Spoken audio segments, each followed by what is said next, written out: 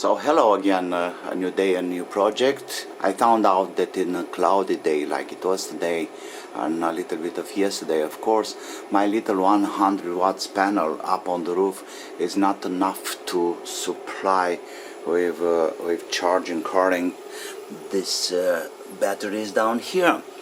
So I also find out my needs for 24 hours, for my Wi-Fi and cameras and some other lights outside in the garden and stuff like this are around 700 watts. In a cloudy day, my little panel, it's not enough. Okay, in the meantime, the sunshine it's coming, the sunshine, it's on, I may say. So now it's charging with 4 amps. You see the little amp meter here. To have an extra charge, I'm using this kind of power supply. It's a Toshiba power supply. It gives like 4.5 amps and it gives also 14.5 volts, so it's perfect for this purpose. This one is connected through the solar charger because I want to be sure I'm not extra charging the batteries or something.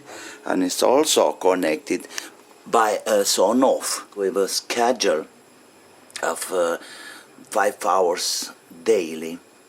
And this power supply combined with the solar panel, it gives me those 700-800 watts necessary for charging the batteries for a daily use. You see, the worst enemy of the electronics is heat.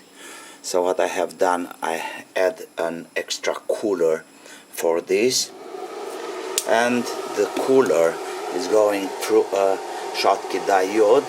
So this power supply, it's also connected to the inverter, to on-grid inverter here. So I may say even this one, the extra power, it's coming from the solar too. It's absolutely green, I may say. Okay, that's just an idea for helping a small solar panel to have a proper charge. That's it for now. I'll be back soon with some other projects. Be safe. Bye bye.